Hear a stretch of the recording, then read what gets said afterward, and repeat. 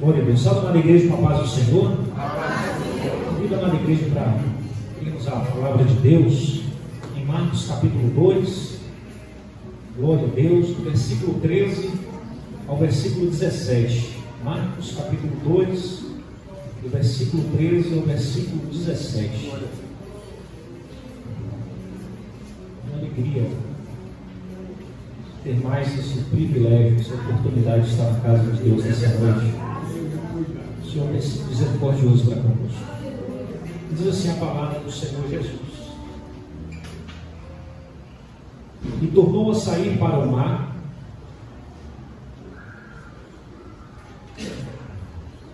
e toda a multidão ia com ele, e ele os ensinava. E passando viu Levi, filho de Alfeu, sentado na alfândega, e disse-lhe: segue-me. E levantando-se o seguiu. E aconteceu que, estando sentado à mesa da casa deste, também estavam sentados à mesa com Jesus e com seus discípulos muitos publicanos e pecadores, porque eram muitos que tinham seguido. E os escribas e fariseus, vendo-o comer com os publicanos e pecadores, disseram aos seus discípulos: por que come e bebe com os publicanos e pecadores? E Jesus, tendo ouvido isso, disse: os sãos não necessitam do médico, mas sim os que estão doentes. Eu não vim chamar os justos, mas sim os pecadores. Amém? Se puder sentar, amada igreja, em nome de Jesus. Louvado e agradecido seja o nome do Senhor. Estamos refletindo nesses dias a respeito do Evangelho de Cristo, do amor de Deus para as nossas vidas. E grande tem sido as revelações da parte de Deus por meio da sua palavra, porque Ele tem levantado homens e mulheres de Deus que, pela sua infinita graça e misericórdia, Ele olha para nós do alto dos céus e enxerga em nós a necessidade de sermos renovados pela sua palavra. Glória a Deus. Amados irmãos, esta passagem que nós lemos nessa noite é um tema que traz bastante ensinamento para as nossas vidas, porque ele reflete o amor de Deus. Ele reflete a graça de Deus pelo pecador. Ele reflete a graça de Deus pelo mais vil pecador. Jesus Cristo estava em meio à multidão. Jesus Cristo estava sendo pressionado pelaquela multidão. Estava falando a respeito de amor, de graça. Estava falando a respeito do seu Evangelho. Jesus Cristo, ele estava ali naquele cenário. Mas a palavra que nós lemos nessa noite diz que ali naquele meio haviam pessoas que estavam acusando o Mestre Jesus em seu coração. A palavra do Senhor usa a expressão estava razoando, estavam pensando de forma maléfica a respeito do chamado, a respeito do poder, a respeito da mensagem, a respeito do gesto que o Mestre Jesus expressava para com os pecadores. Haviam acusadores no meio do arraial. Haviam pessoas que, enquanto Jesus Cristo ministrava o amor, elas disseminaram em seu coração palavras e acusações de ódio contra o ministério, contra a vida, contra a identidade do Mestre Jesus.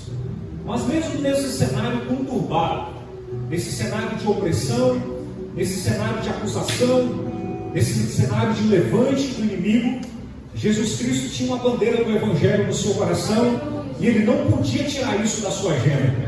Jesus Cristo estava ministrando amor enquanto os seus acusadores o acusavam. Jesus Cristo estava ministrando perdão enquanto as pessoas, os fariseus, os escribas, os publicanos, os herodianos que compunham aquela plateia se levantavam, arrazoavam, conversavam entre si e questionavam a autoridade do Mestre para ministrar o perdão, para ministrar a cura, e buscava a todo instante buscar algo, encontrar algo que pudesse acusar o Mestre Jesus. E a palavra do Senhor nos conta ao longo do capítulo 2, acompanhe conosco para que a gente possa junto refletir. Ao longo desta passagem, ao longo deste cenário, enquanto o Mestre Jesus ministrava a palavra que reduzia o fardo daquelas pessoas, porque é isso que a religião judaica tinha trazido àqueles corações, um fardo muito grande. Mas então Jesus vem e anuncia o Evangelho leve, suave, o Evangelho que traz sobre nós não o peso da cruz. O peso da cruz quem levou foi Ele. O peso da cruz quem pagou foi Ele.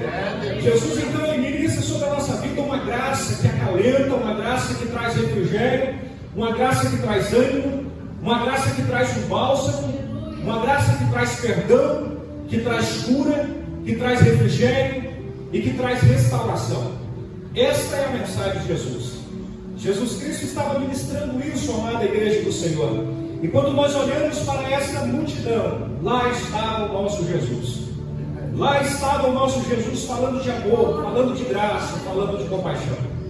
Mas quando nós vamos ler aqui, a partir do versículo 15, nós vemos, amada igreja de Cristo, que haviam ali pessoas que questionavam o seu coração. E o primeiro momento desse questionamento está no versículo 6, acompanhe comigo. Foi um questionamento silencioso, foi um questionamento velado. Enquanto o mestre Jesus ministrava amor, havia um questionamento no coração dos escribas que questionava a autoridade de Jesus Cristo em ministrar amor ao pecador. Enquanto o mestre Jesus ministrava o perdão, os escribas gritavam em sua alma, em seu coração, pela lei. Porque a lei mata, a letra da lei mata. Enquanto Jesus ministrava vida, aqueles escribas estavam falando que os pecadores não tinham direito ao perdão. Enquanto Jesus estava ministrando a sua graça, a sua misericórdia, havia ali naquele cenário, naquele arraial, uma acusação velada contra o mestre Jesus. E é o primeiro estágio da acusação, velada, silenciosa, tramada no coração, tramada no pensamento. Aqueles escribas, eles não se contentaram, amada igreja do Senhor, com essa acusação velada, com essa acusação silenciosa. E do versículo 6, eles saltam para o versículo 16 e passam a questionar os discípulos de Jesus. Questionam os discípulos de Jesus a respeito da autoridade do mestre, a respeito do ministério do mestre, a respeito das palavras que o mestre falava, a respeito das ações, atitudes, gestos que o mestre falava. Eles começaram a questionar os seus discípulos. Mas nós vamos ver ao longo do capítulo 2 que eles não se contentaram apenas em questionar o discípulo. E chega lá, amada igreja de Deus, no versículo 18, que os fariseus se levantam e passam a questionar diretamente Jesus. Questionam a vida, o chamado e o ministério de Jesus. Enquanto Jesus ministrava amor, os fariseus acusaram o mestre Jesus com uma pergunta dissimulada, com uma pergunta duvidosa e com o coração cheio de ódio para com o nosso mestre. E nós vemos que o mestre Jesus, ele não se arrepende da sua decisão. Ele continua ministrando amor. Ele continua ministrando cura. Ele continua ministrando perdão. E aqui nós aprendemos no mestre Jesus um exemplo. Um exemplo com palavras, com gestos e ações para a nossa vida. Jesus estava ministrando o perdão, amada igreja do Senhor, a quem o acusava. Jesus estava ministrando amor a quem o odiava. Jesus estava ministrando restauração a quem queria levar à morte. Jesus estava ministrando um acalento para o coração daqueles pecadores, a quem estava tramando entre aqueles grupos para levar a Jesus uma acusação e uma morte de cruz. Nós aprendemos com o mestre Jesus que o Evangelho é amor. Nós aprendemos com o mestre Jesus com duras palavras, ações e gestos, que o Evangelho de Cristo é amor ao pecador. É o amor ao pecador que rejeita o Evangelho da cruz. É o amor ao pecador que tapa os ouvidos quando nós ministramos o amor de Jesus. É o amor ao pecador que se levanta contra nós enquanto nós estamos anunciando Jesus que pode oferecer o perdão. Esse é o Jesus que nós adoramos. É esse o Jesus que nós devemos imitá-lo. É esse o Jesus que nós devemos segui-lo. O mestre que ama o mais vil pecador. Louvado e engrandecido seja o nome do Senhor. Mas eles não se contentaram apenas em falar com o mestre Jesus a respeito da sua atitude. No versículo 24, eles intentam contra o próprio mestre. E agora passam a acusar Jesus. Se levantam no meio do arraial e começam a acusar o mestre, dizendo que o mestre Jesus, ao pegar alguns alimentos nas árvores, escolher alguns frutos no sábado, ele estava intentando contra a lei de Moisés. Queriam de qualquer forma pegar o mestre Jesus pelo pé, encontrar alguma cilada que acusasse o mestre Jesus. Queriam de qualquer forma levar Jesus à cruz o mais rápido possível. Porque é isso, irmãos, quando nós fazemos a vontade de Deus, a nossa chamada, que o inimigo das nossas vidas, ele vai procurar fazer um ponto breve. Quanto mais o inimigo calar o teu ministério, mais rápido ele vai ser vitorioso para a tua vida. Quanto mais o inimigo te silenciar, mais rápido ele vai bradar a vitória. Quanto mais o inimigo permitir ou fazer com que as situações que se levantam pelo caminho entristeça o teu coração, o teu chamado, o fervor que o Espírito Santo de Deus derramou sobre a tua vida, e um dia ele vai encher o seu coração de alegria, porque ele vai comemorar. Ali há um ministério silenciado. Jesus estava no início da sua caminhada, e os herodianos, os fariseus, os escribas, os inimigos de plantão se levantaram para contra o mestre, para silenciar a caminhada de Jesus. Muitas das vezes nós falamos de tristeza, de luta, de levante, mas o nosso Jesus, ele sofreu no seu coração essas lutas. O nosso Jesus foi rejeitado, ele foi acusado injustamente. Levantaram contra o nosso mestre falsas testemunhas, acusaram o nosso mestre no tribunal romano, acusaram falsamente o nosso mestre, imputaram condutas falsamente o nosso mestre. O nosso mestre foi acusado, o nosso mestre se tornou réu, o nosso mestre foi sentenciado injustamente e foi levado na cruz. Então ele sabe quando nós padecemos por conta e por meio do Evangelho. Ele sabe quando nós padecemos por levar a bandeira da verdade. Ele sabe a dor da traição, ele sabe a dor do abandono, ele sabe a dor da luta. Ei, Jesus conhece as tuas dores. Jesus conhece de uma forma peculiar aquilo que branda no teu coração, e ele te entende de uma forma especial. E nesta noite ele ministra na tua vida, por meio da unção do Espírito Santo de Deus, um bálsamo que vai curar as tuas feridas e vai restaurar o teu ministério nesta noite. Em nome de Jesus, louvado e agradecido seja o nome do Senhor. Amada igreja do Senhor, nesse cenário do capítulo 2 de Marcos, a história vai nos dizer que os herodianos não se davam bem com os escribas e nem com os fariseus. Então eles se juntaram, eles se reuniram para acusar o mestre. Irmãos, quando na nossa caminhada não for possível derrubar a nós, o inimigo das nossas vidas e da tua vida, Jesus está falando para cada um de nós essa noite. Jesus está falando com cada um de uma forma especial. O inimigo da sua vida, ele vai compor uniões nas trevas para tentar impedir a tua caminhada. Ele vai juntar todas as forças que ele tem para silenciar a tua voz. Ele vai buscar de todas as estratégias para que o teu coração fique entristecido. E naquele momento que o Mestre Jesus estava ministrando amor, houve uma reunião de pessoas que se levantaram contra o Evangelho da cruz. A palavra do Senhor nos conta que ali, enquanto o Mestre Jesus participava desse cenário, onde essa multidão estava presente, onde os inimigos se proliferavam, se ampliavam, se agigantavam contra o Mestre Jesus, onde os escribas, fariseus e herodianos se juntavam e tramavam acusação contra o nosso Jesus. Nesse mesmo cenário, onde Jesus sofre a pressão da multidão, é nesse mesmo cenário que Jesus ele abre a bandeja do Evangelho e diz ao mais vil pecador: vem e segue-me, vem e segue-me. E a palavra do Senhor diz que quando Jesus atravessava aquela praça, ele encontra ali um homem chamado Levi, capítulo 14, acompanhe comigo. Passava e viu Levi, filho de Alfeu, sentado na alfândega, e disse: segue-me. Levantando-se, seguiu. Só que Jesus fala para seguir a ele não é qualquer pessoa. Jesus fala para seguir a ele não era alguém que tinha uma boa reputação. Jesus fala para seguir a ele não era bem alguém que, quando os pais e os filhos passavam por aquela pessoa, os pais olhavam para os filhos e diziam: olha, quando você crescer eu quero que você seja igual àquela pessoa. Não. Jesus fala para seguir a ele, mas viu o pecador que ele encontra diante dos seus olhos. Jesus fala para seguir a ele alguém a qual a sociedade recriminava. Jesus fala para seguir a ele um coletor de impostos. Coletor de impostos na cultura judaica era alguém que era considerado um traidor, porque havia uma opressão, um domínio de Roma para contra Israel. E o Império Romano selecionava alguns judeus para ser o coletor de impostos. É o teu salário que fica metade, parte para Roma e parte ficava para o seu sustento. Exatamente essa pessoa que ia na sua casa, no seu lar, buscar o seu alimento, para entregar para o Império Romano, para entregar para o inimigo, que Jesus olha para aquele coletor de impostos e diz: levanta-te e segue-me. Louvado e agradecido seja o nome do Senhor. Nós vemos o amor de Jesus sendo exalado, irmãos.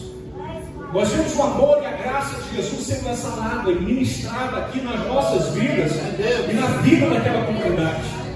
Jesus separa o mais vil, o mais odiado. A cultura judaica diz que quando o homem era escolhido para ser coletor de impostos, a sua família poderia abandonar. E se não bastasse a sua família ele abandonando, ele era impedido de entrar na sinagoga, de entrar na igreja. E se não bastasse ser impedido de entrar na igreja, sua esposa poderia lhe abandonar. Então, certamente, Levi era o homem mais vil que havia naquela comunidade. Certamente, Levi era o homem que, aos nossos olhos, talvez nós pensássemos no nosso coração que ele não merece perdão. Aos nossos olhos, e muitas vezes com razão, com base na lei, nós dizeríamos, ou não, ele não merece ser perdoado por Jesus. O Mestre Jesus não pode entrar na casa desse sujeito.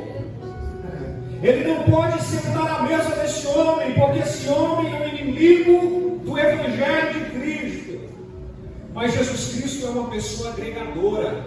Ei, Jesus Cristo exala amor ao mais vil pecador. O amor de Jesus Cristo é tão grande pela tua vida, que Ele vai te buscar no calabouço mais profundo, aonde as escuridões, as trevas se cobriram, te envolveram, aonde as pessoas olham e não te enxergam no lugar em que você se encontra. A presença do Mestre Jesus traz uma clareza. Ele é como o sol da justiça que penetra o mais profundo vale e encontra lá neste vale, mesmo que seja um coletor de impostos. Ei, Jesus está nos dando identidade por meio do seu Evangelho, e Ele restaura o mais vil pecador. O Evangelho que nós vivemos, o Evangelho que nós declaramos professar, o Evangelho que nós levantamos a bandeira, com Jesus, nesta passagem, no versículo 14 de Marcos capítulo 2, é um Evangelho para pessoas rejeitadas, é um Evangelho para pessoas ignoradas pela sociedade, é um Evangelho que emite uma carta convite para o mais vil pecador. A palavra do Senhor nos conta, amada igreja do Senhor, a partir do versículo 14, que Jesus chama Levi, filho de Alfeu. Levi também é conhecido como Mateus, coletor de impostos. E Jesus o chama e o ministra sobre a sua vida um amor extraordinário. A palavra do Senhor, a partir do versículo 14, diz que aquele homem não pensa uma vez. Ele se levanta e segue o Mestre Jesus. Que atitude belíssima! Aquele homem abre, amada igreja do Senhor, o estado social, deixa de lado. Ele deixa de lado o serviço público de Roma, coletar imposto. Em nossos dias seria um auditor da Receita Federal, dos cargos públicos mais bem pagos hoje na nossa nação. Ele deixa tudo de lado e segue a Jesus. Ele deixa tudo de lado e segue ao Mestre Jesus, alguém que ousou olhar nos olhos dele e dizer: vem, segue-me. Enquanto a sociedade queria distância de Levi, de Mateus, Jesus olha no seu coração, nos seus olhos e diz: vem, levanta-te e segue-me. Louvado e agradecido seja o nome do Senhor.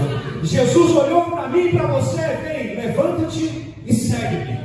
Vem sentar entre os príncipes e princesas do Senhor, porque eu vou mudar a tua história. Eu vou pegar o teu passado, lançar no mar do esquecimento, vou te dar uma nova identidade, vou mudar o teu rótulo, aquilo que te rotulavam, te acusavam. Jesus vai te justificar nessa noite, porque Ele vai te transformar de uma forma especial. Ele vai mudar o teu caráter e vai fazer com que você o siga. O melhor lugar do mundo é seguindo a Jesus.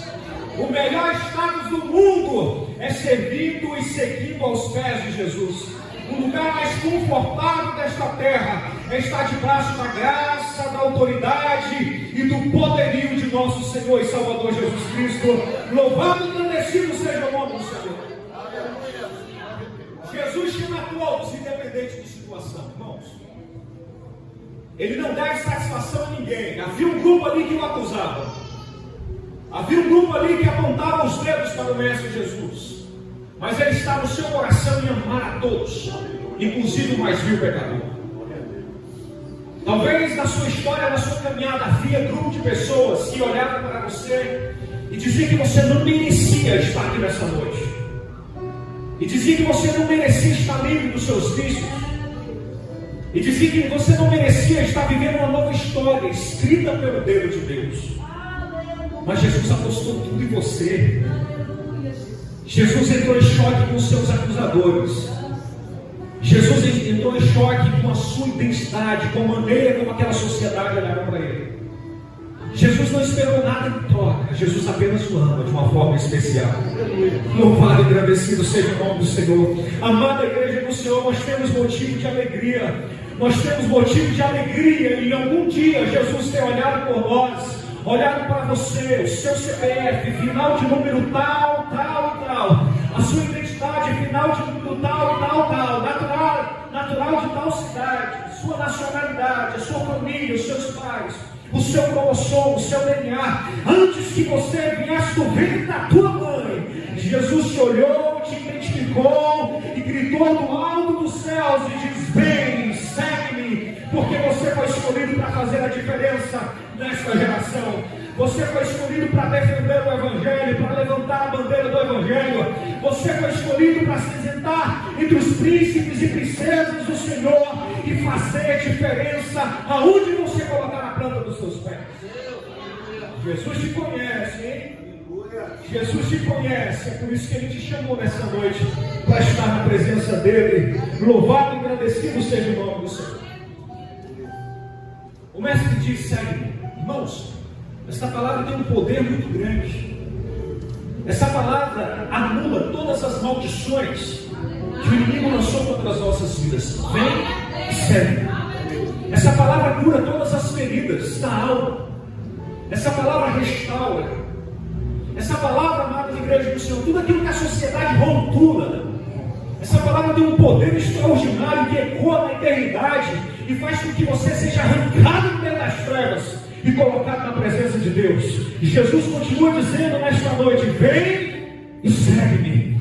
Vem para a presença de Deus nesta noite e segue-me. Vem que eu vou mudar a tua história. Vem que eu vou te restaurar. Vem que eu vou te limpar das impurezas que se encontram na tua veste. Vem que eu vou te dar um coração novo. Vem que eu vou te dar alegria. Vem que eu vou te dar regozijo, gozo e satisfação estar na minha presença. Vem, segue-me. 2000 anos depois, Jesus continua dizendo: vem e segue-me. 2000 anos depois, Jesus continua fitando os olhos no mais vil pecador e dizendo: vem e segue-me. Louvado e agradecido seja o nome do Senhor. Vamos concluir nessa noite, amada igreja do Senhor. Paremos por aqui. Jesus Cristo ama de uma forma especial. Jesus Cristo, Ele ama de uma forma eficaz. Jesus Cristo, Ele ama de uma forma extraordinária. Ele não ama com os nossos olhos. Ele não ama o pecador com os nossos rótulos. Ele não ama o pecador com aquilo que nós pensamos no pecador. Muitas das vezes nós temos todas as razões para olhar para um pecador a qual nós conhecemos com a palma da nossa mão e dizer que esse pecador não merecia ser salvo. Mas Jesus, Ele jamais vai amar como você ama o pecador.